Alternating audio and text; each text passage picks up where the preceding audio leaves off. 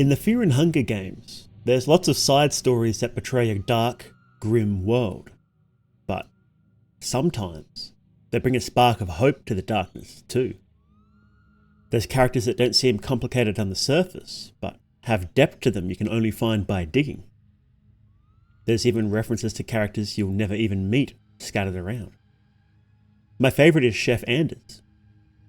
He wrote the cooking books you can find in the games, and they have anecdotes about his time as a chef in the royal court, where he seduced the princess and even murdered and cooked his rival as a great feast. The books are more autobiographies than cookbooks, so their exploits are hard to take seriously. Although, if you look carefully at the graves early on in the dungeon, you'll find one marked for Chef Anders. Was he sent to work in the notorious dungeons as punishment for his wild ways in the royal court? Well, at least, his recipes were delicious. Just north of the graves, you'll find one of the earliest non-hostile characters in the dungeon, Sir Seymour, a knight of Rondon. He's hiding in the dark, wounded from an encounter with an acid-spitting insect. He's thankful to find someone who isn't crazy, and will offer valuable combat advice. He came here along with a party to find the captain of the dungeons, Captain Rudimir, who had sent out a request for help. The party didn't foresee how dire the situation would be, however. Upon entering the dungeons, they were attacked and got separated, all lost in the dark. In the madness of the dungeons, there's no hope for any of them to survive, unless you help them. Shortly after, you can encounter another member of the party, Lord Buckman.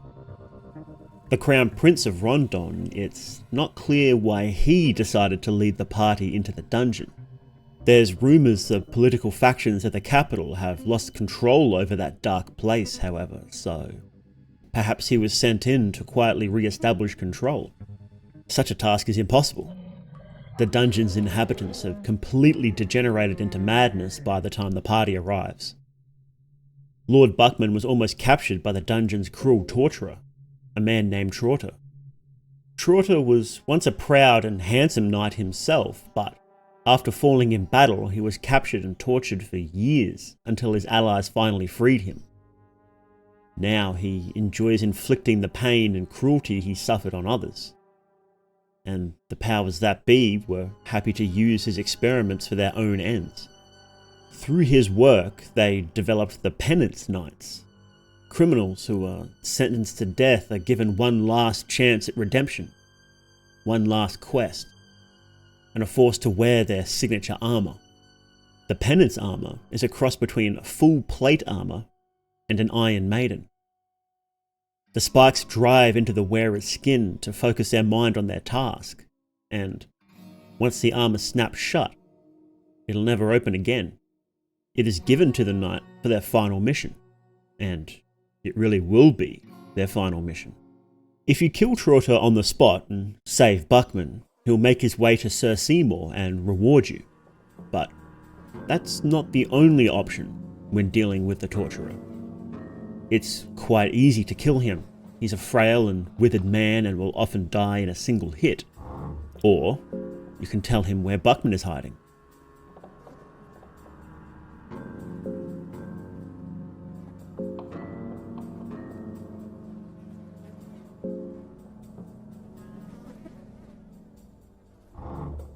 He ties the prince up and gives you some healing items.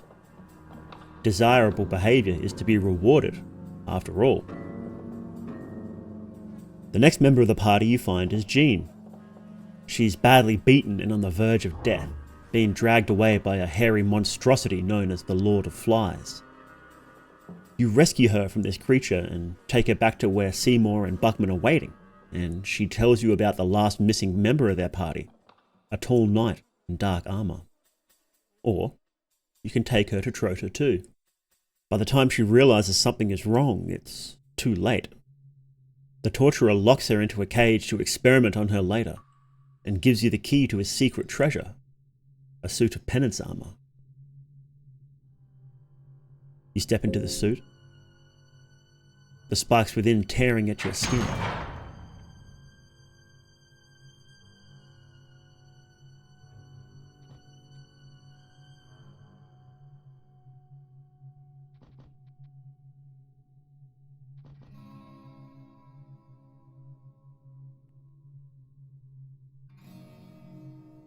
Now you can atone for your crime and undertake your final mission.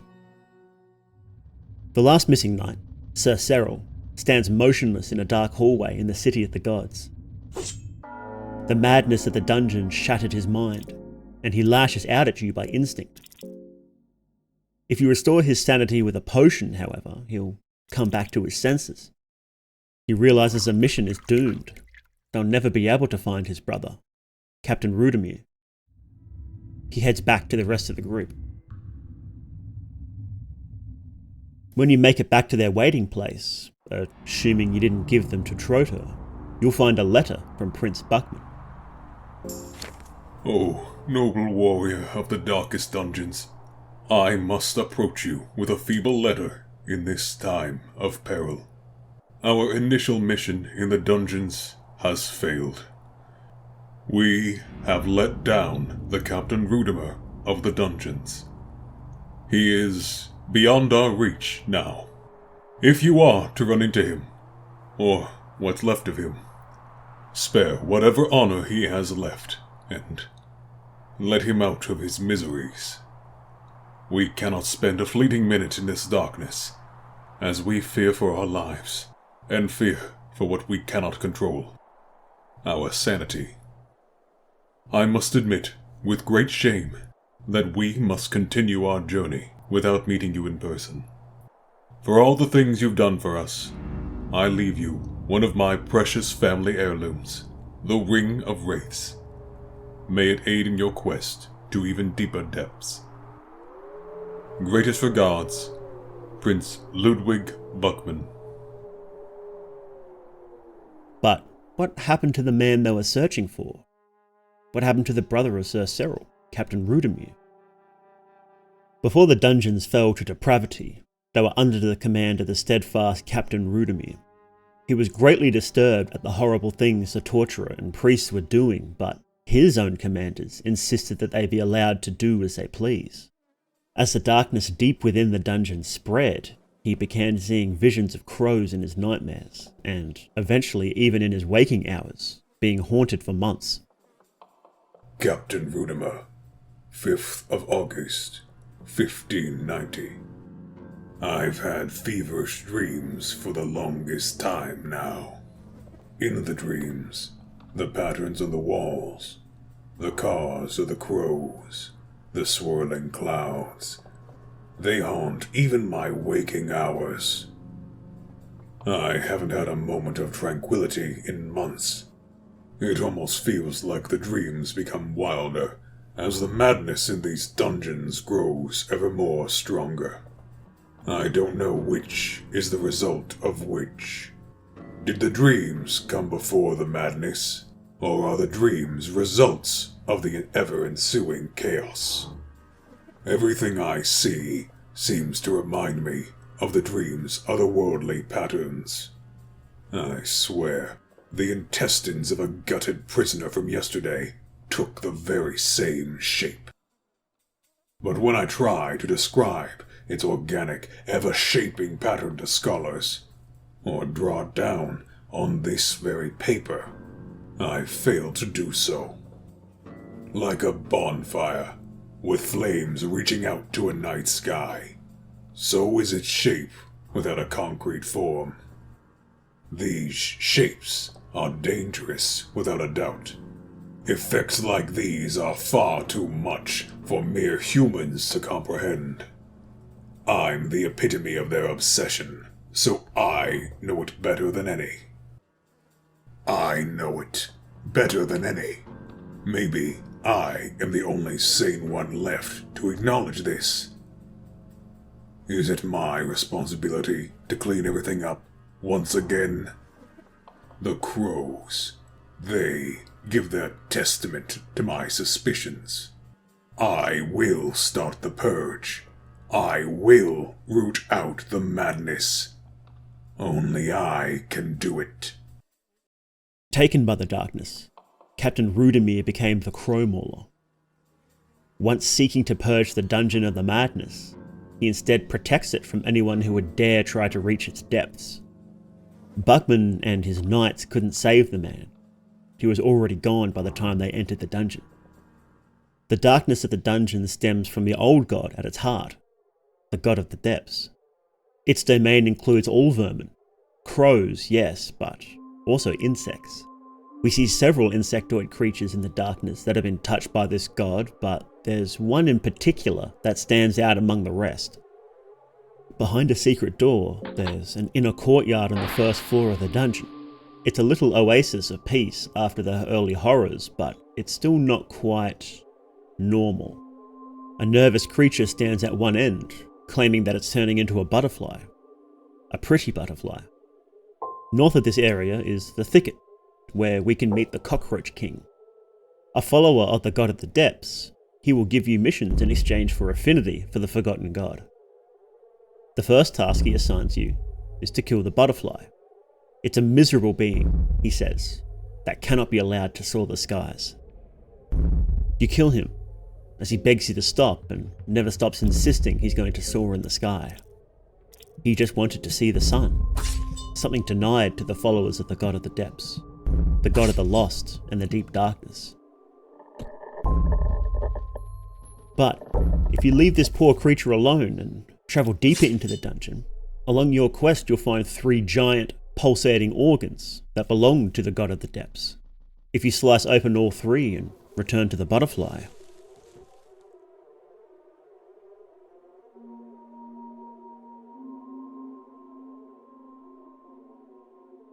300 years later, on the outskirts of Prehevil, is the woodsman.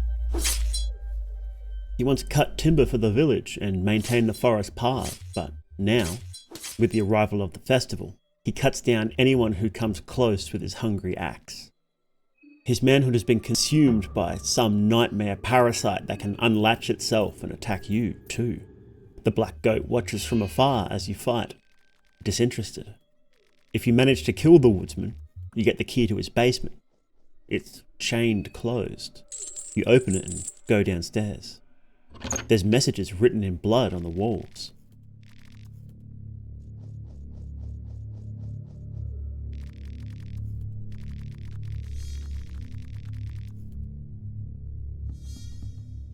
In the final room, you find the woodsman's wife, her wrists cut and her head bashed. It's not clear which wound killed her. The note in her hand reads, "I'll reunite with my lover on the other side." Well, it's time to find out who her lover is.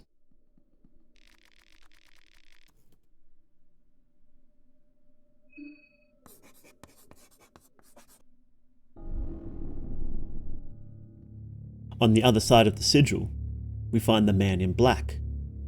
He's a mysterious figure, but his true intentions aren't interesting today. What is interesting is that, depending on how you answer his questions, he'll join your party. Not as this form, no, but as Black Caleb, the goat. The woodsman's wife was sleeping with the goat. The woodsman was emasculated, first metaphorically by his wife sleeping with the man in black in the form of a goat, then literally by the parasite eating his manhood, his wife abandoning him, the town descending into chaos and murder from the festival, his body eaten by the parasite, and even then he's not all gone. He just wants you to leave the city and stay out of the violence. If the player gets stuck in the well and calls for help,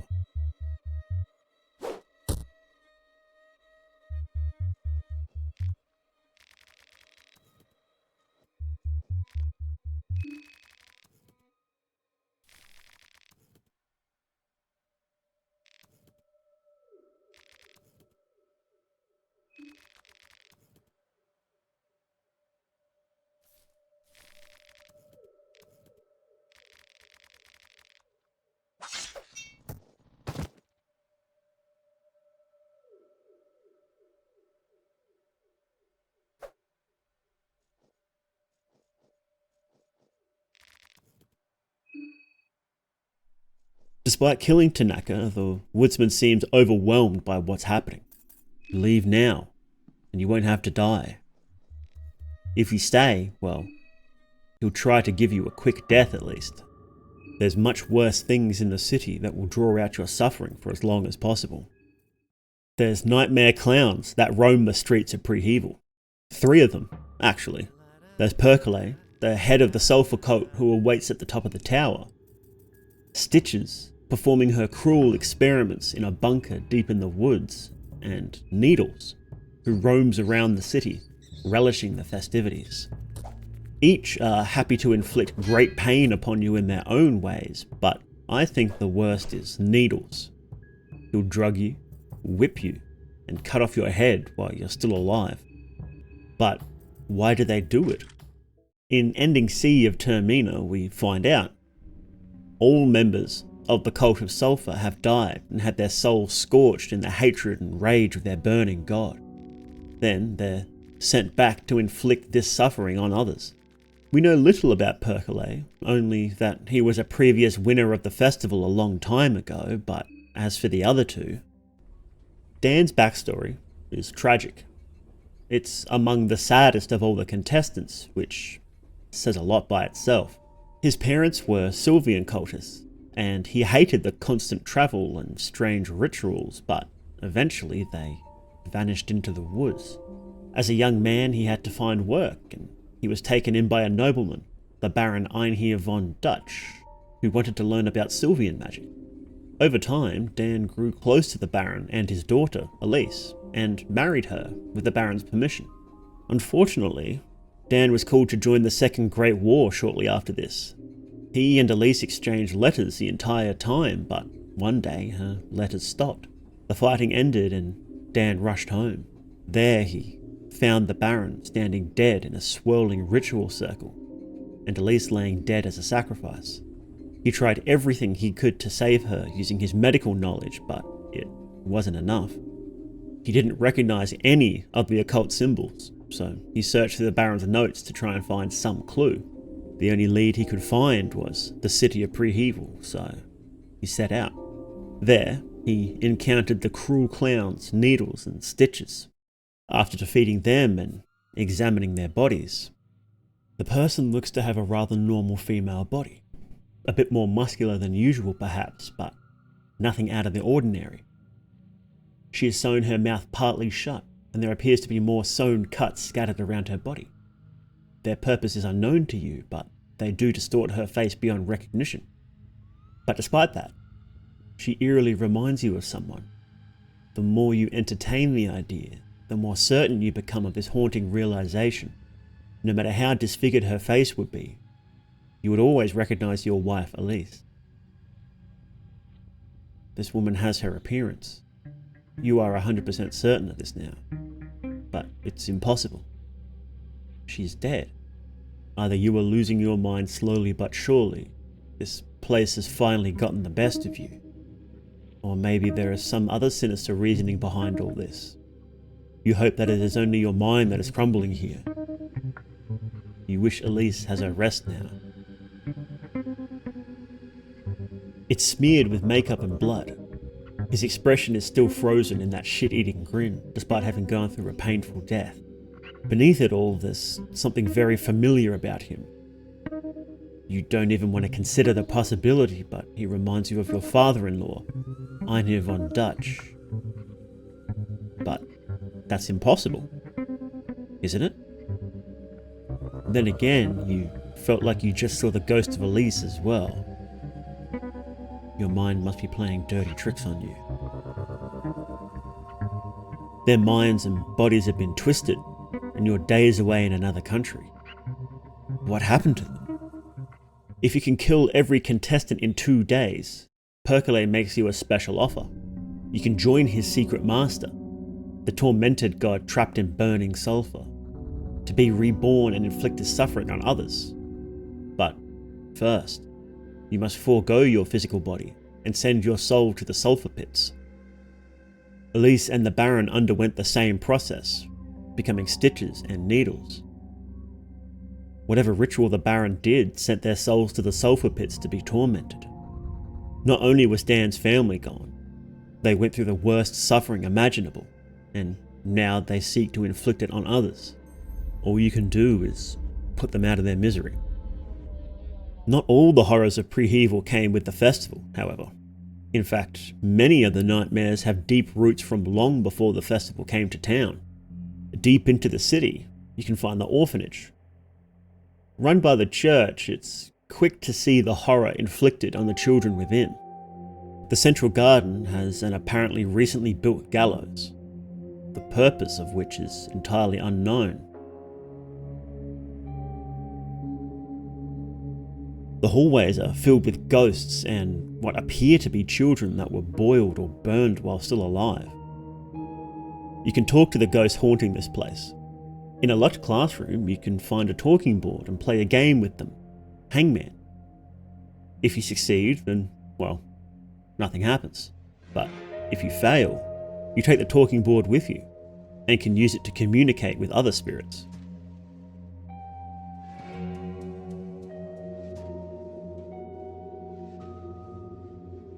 Someone wants to play.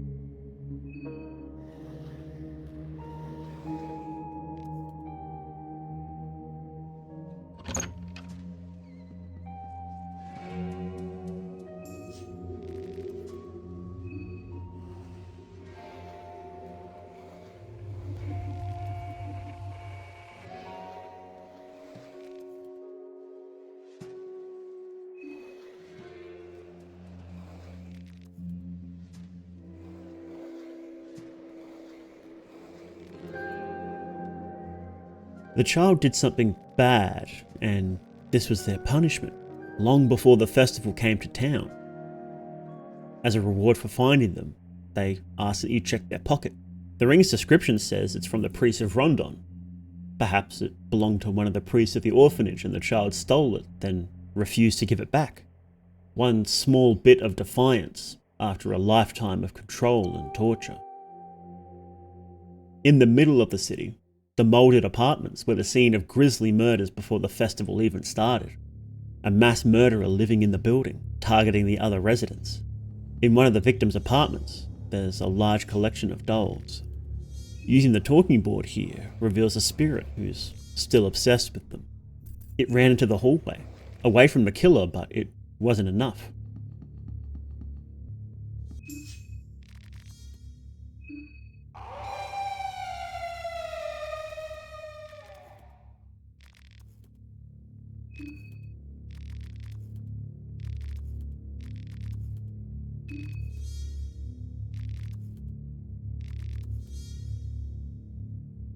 They were murdered with a hammer as a sacrifice to the sulphurous god.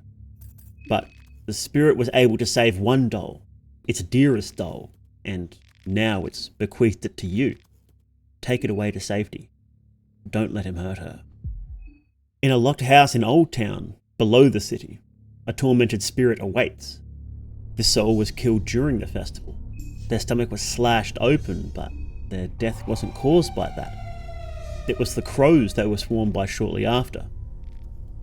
It begs you to find its cameo, a pendant with the face of a woman carved into it.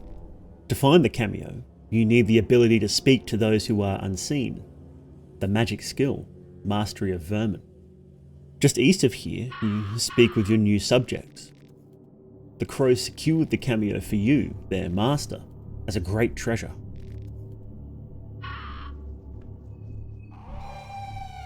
Bring this treasure back to its original owner, and the spirit moves on. But not before it imbues the cameo with a protective power. Who was this person that the vermin were so drawn to? And why did they think that the cameo was a great treasure? We'll never know the answer to this. The entire city of Prehevil was leveled, every soul was taken, and every story was ended prematurely. Thousands of threads of fate, cut in an instant. The side stories in Fear and Hunger show what happens to regular people when they're thrust into these dark and pitiless places. As the player, we have an infinite number of attempts to learn the tricks to survive or even thrive and become godlike beings ourselves, but the average person would be, well, mincemeat. A squad of highly trained and competent knights flee at the first sight of horrors in the dungeon, only to be brought low by the most weak and sickly of its inhabitants without your help. A humble woodsman and his wife, toyed with and manipulated by a strange and supernatural being, before their reality came crashing down with the festival. A man, driven mad by a tormented god outside of reality, slaughters his way through his neighbours.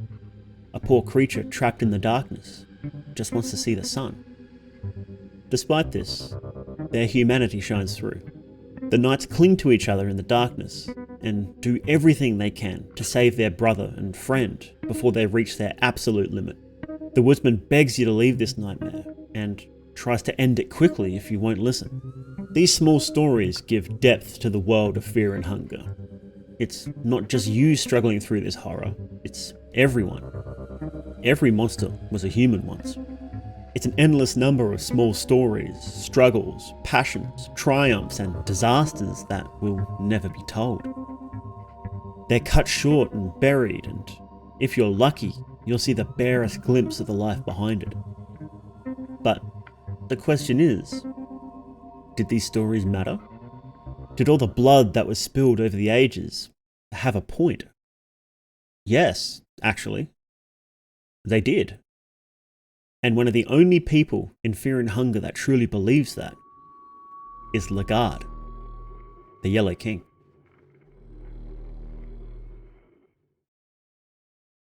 This video was made possible with the generous support of the patrons, whose names are on screen now. If you'd like to support the channel, then please consider becoming a patron at the link in the description. Patrons get early access to videos, as well as teasers, video scripts, and a special Discord chat. Thank you all very much for watching. I really hope you enjoyed it. Let me know down in the comments which of the side stories in Fear and Hunger are your favourite. And please check out my friend Marcus, who provided the voice acting in this video. His link will also be down in the description. My name's Morthe Duke, and I'll see you next time.